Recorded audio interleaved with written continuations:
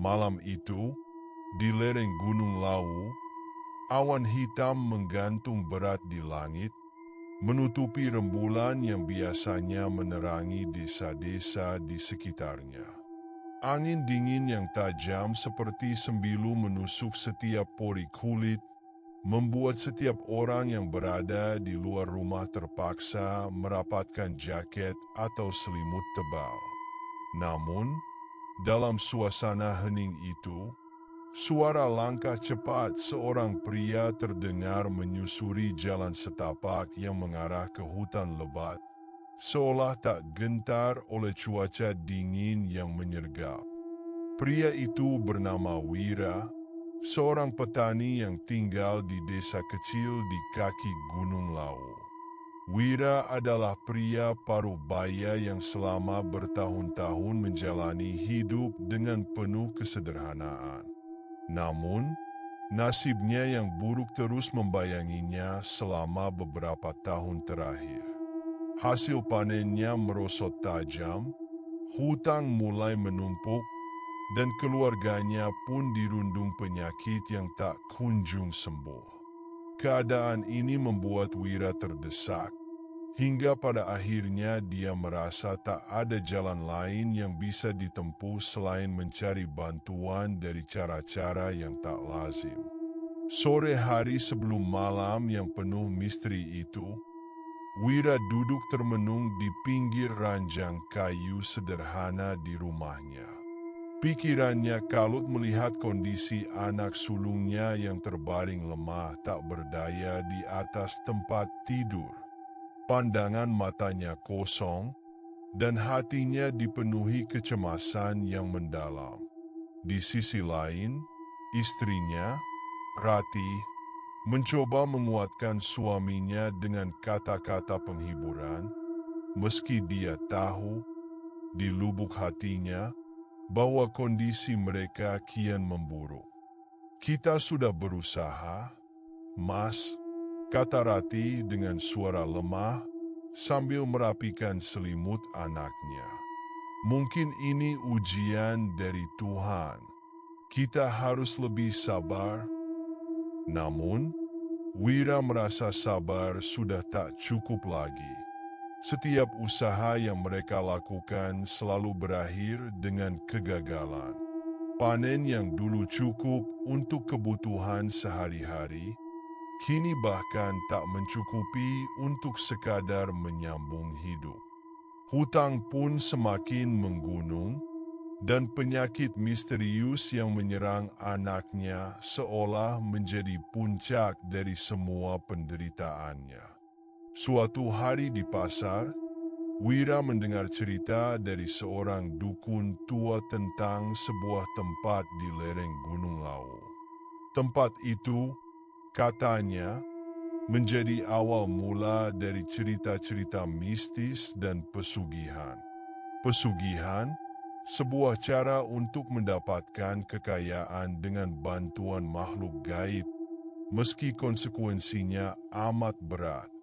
Awalnya, Wira menolak mempercayai cerita itu, tetapi situasi yang semakin mendesaknya membuatnya mulai berpikir bahwa hanya itulah jalan yang tersisa untuk menyelamatkan keluarganya. Malam semakin larut, dan Wira akhirnya memutuskan untuk menuju tempat yang telah disebutkan oleh dukun tua itu.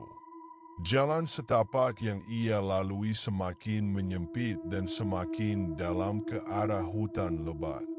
Dengan tekad yang sudah bulat, Wira melangkah tanpa menoleh ke belakang.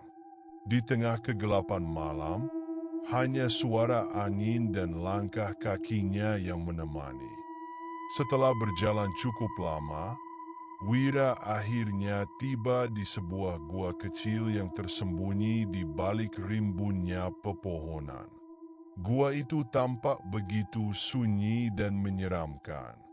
Wira merasakan hawa panas bercampur dengan bau anyir yang menyengat dari dalam gua.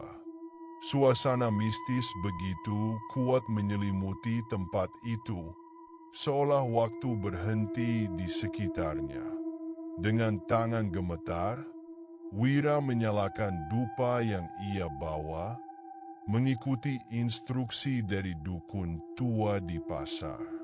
Setelah itu, ia duduk bersila di tengah gua, menutup matanya dan menunggu. Tubuhnya penuh ketegangan, tetapi ia tak punya pilihan lain.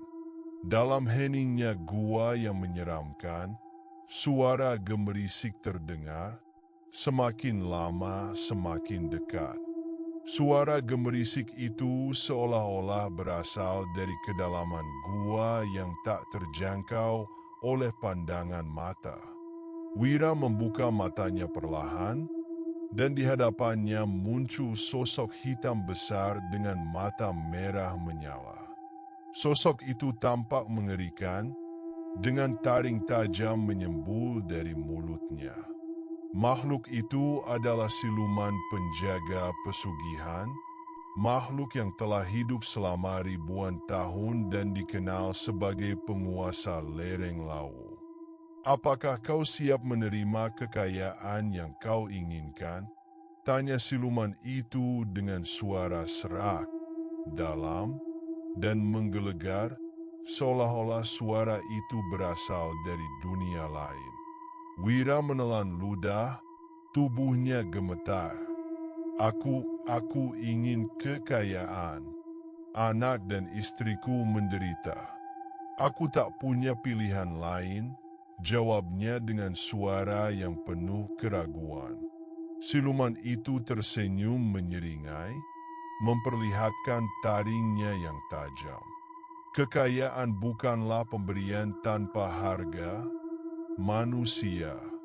Kau harus menyerahkan sesuatu sebagai imbalannya, ucap siluman dengan nada penuh ancaman. Wira terdiam, tenggelam dalam pikirannya. Ia tahu bahwa pesugihan selalu menuntut imbalan besar. Apa yang harus aku serahkan? Tanyanya, meski ia sebenarnya sudah menduga jawabannya. Nyawa, jawab siluman itu singkat, namun penuh tekanan. Setiap tahun, kau harus menyerahkan satu nyawa manusia. Jika tidak, kau dan keluargamu akan hancur. Wira terdiam, dadanya terasa sesak mendengar permintaan siluman itu. Nyawa manusia sebagai ganti kekayaan, tawaran itu sangat mengerikan, namun Wira merasa terdesak. Jika ia menolak, keluarganya mungkin akan terus hidup dalam penderitaan. Dengan berat hati, Wira akhirnya mengangguk setuju, meskipun dalam hatinya terselip rasa takut yang luar biasa. Setelah perjanjian itu dibuat, kehidupan Wira berubah drastis. Dalam waktu singkat, kekayaan mulai mengalir ke dalam kehidupannya. Ladangnya yang semula tak subur, kini menjadi salah satu ladang yang paling produktif di desa. Bisnisnya berkembang pesat, dan yang paling penting, anak-anaknya sembuh dari penyakit yang sebelumnya menggerogoti mereka. Tak ada satupun penduduk desa yang tahu bagaimana Wira bisa memperoleh kekayaan sebesar itu dalam waktu yang singkat. Bagi mereka, Wira hanyalah petani biasa yang tiba-tiba berubah menjadi salah satu orang terkaya di desa. Namun, hanya Wira yang mengetahui rahasia kelam di balik kesuksesannya. Setahun berlalu sejak perjanjian itu dibuat. Wira, yang awalnya merasakan kenikmatan dari kekayaan yang diperoleh, mulai merasakan kegelisahan yang terus menghantui pikirannya. Janji kepada siluman di lereng Lawu menuntutnya untuk menyerahkan nyawa manusia sebagai imbalan. Nyawa pertama harus diserahkan, Awalnya, Wira berusaha mengabaikan tuntutan tersebut. Ia berpikir bahwa mungkin ia bisa lolos dari perjanjian itu. Namun, malapetaka segera menghampiri keluarganya. Anak bungsunya tiba-tiba sakit keras tanpa alasan yang jelas, sementara ladangnya yang dulu subur kembali meranggas. Segala tanda-tanda keburukan mulai menghantui kehidupannya. Dalam keputusasaan, Wira akhirnya menyerah pada tuntutan siluman itu. Ia membunuh seorang pengembara yang kebetulan melintas di desanya dan menyerahkan nyawanya sebagai ganti. Setelah itu, kekayaannya kembali melimpah dan kehidupan keluarganya kembali membaik. Namun, hati Wira mulai dipenuhi dengan rasa bersalah. Setiap malam, ia dihantui oleh mimpi buruk dan bayangan korban yang telah ia korbankan.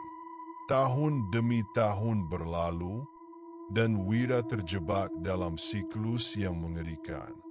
Setiap tahun, ia harus menyerahkan satu nyawa manusia kepada siluman di lereng Lawu agar kekayaannya tetap bertahan.